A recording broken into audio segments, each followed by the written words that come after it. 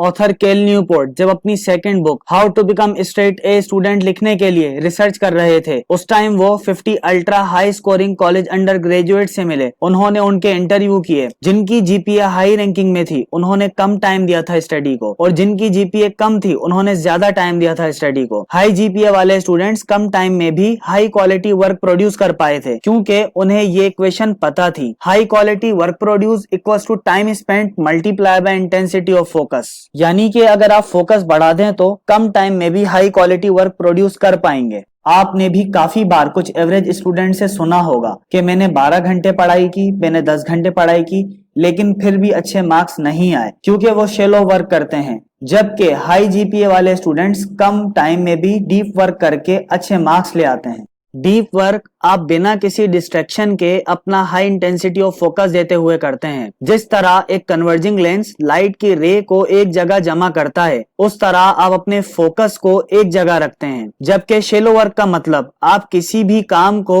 या स्टडी को डिस्ट्रैक्शन के साथ करते हैं। एग्जाम्पल, म्यूजिक सुनते हुए स्टडी करना, स्टडी के टाइम बार बार अपना फोन चेक करना, नोटिफिकेशंस चेक करना, सोशल मीडिया का यूज या किसी से चैट करते हुए स्टडी करना, एक्सेट्रा एक्सेट्रा। सोफी लेरॉय जो कि एक बिजनेस प्रोफेसर और रिसर्चर हैं, उन्होंने एक इफेक्ट अटेंशन रेजिड्यू इंट्रोड्यूस करवाया। लेरॉय ने एक्सप्लेन किया कि अगर आप टास्क ए परफॉर्म कर रहे हैं और बिना टास्क ए खत्म किए जब आप टास्क बी पे मूव करते हैं, तब आप टास्क ए के बारे में ही सोच रहे होते हैं, जिसकी वजह से आप टास्क बी सही परफॉर्म नहीं कर पाते।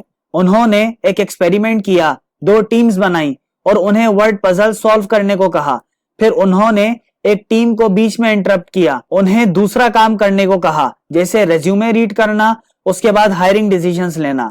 जबकि दूसरी टीम ने जब पहला टास्क कंप्लीट किया, फिर उन्हें दूसरा टास्क परफॉर्म करने को कहा। जब उन्होंने दोनों टीम्स की परफॉर्मेंस रिजल्ट कंपेयर किए, तो जिन्होंने टास्क के बीच में स्विच किया था, उनकी बहुत पुअर परफॉर्मेंस थी नेक्स्ट टास्क में। यानी कि जितना ज्यादा अटेंशन रेजिड्यू इंटेंस होगा, उतनी बुरी परफॉर्मेंस होगी।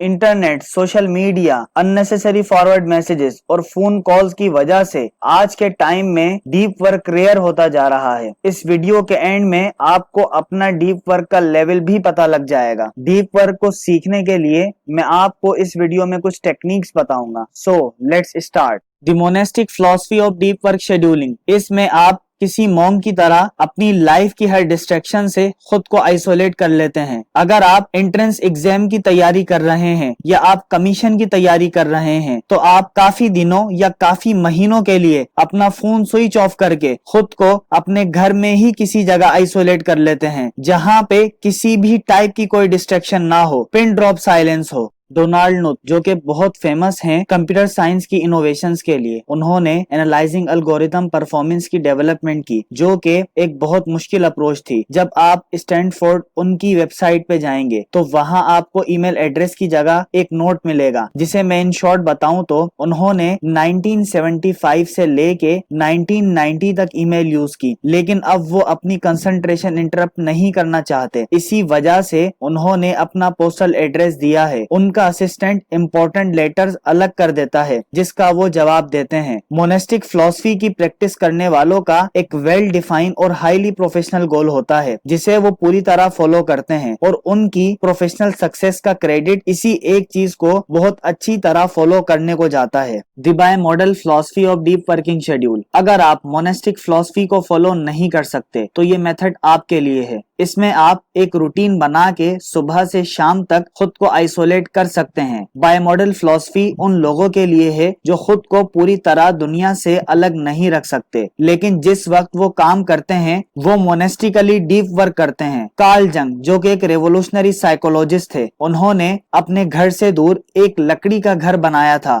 जिसमें हर सुबह वो खुद को बंद करके बिना डिस्ट्रैक्शन लिखते रहते थे। जिसके बाद वो मेडिटेट करते और घास पे चलते हुए अगले दिन क्या लिखना है वो सोचते।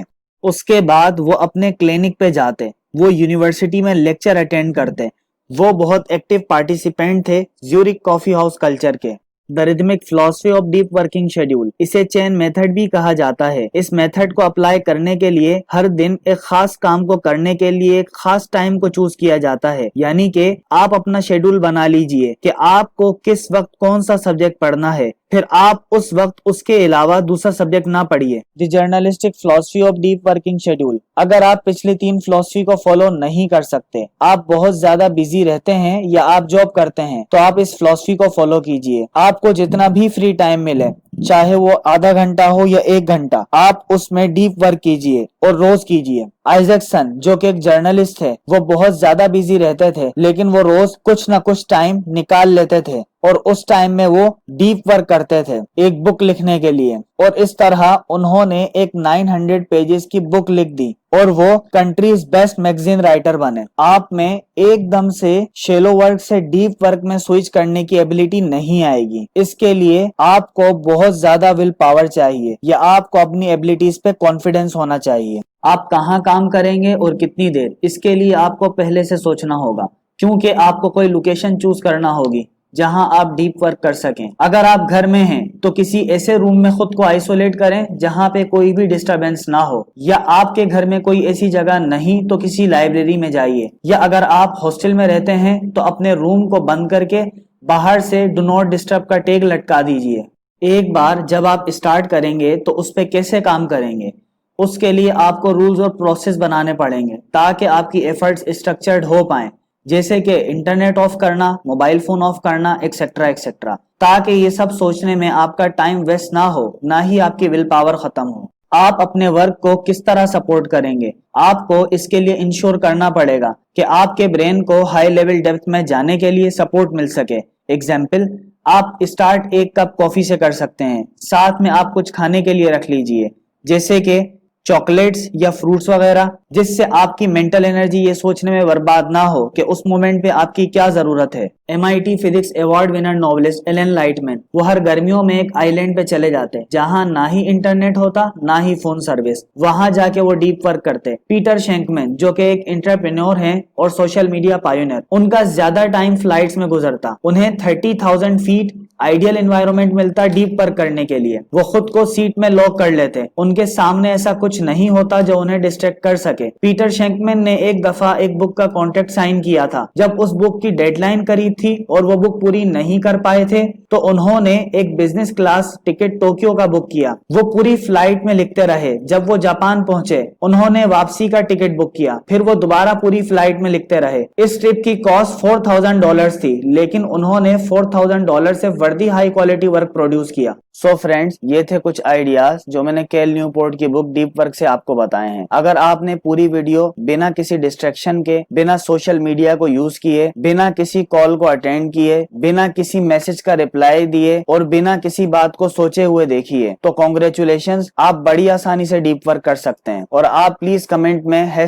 #level 99 लिखिए, क्योंकि ये बात सिर्फ उसी को पता होगी जिसने ये वीडियो पूरी देखी है। जिन्होंने बीच में स्किप किया वो ये बात नहीं जानते होंगे। लाइक करें अगर मेरे आइडियाज काम के लगे हों, शेयर करें इसे अपने फ्रेंड्स एंड फैमिली के साथ, और उनके साथ लाजमी शेयर करें जिनके कोई एग्जाम करीब हो या जो एंट्री टेस्ट की तैयारी कर रहे हों। मेरे चैनल को सब्सक्राइब करें और बेल आइकन पे जरूर क्लिक करें ताकि मेरी वीडियोस आपको रेगुलरली मिलती रहें। And finally, thanks for watching.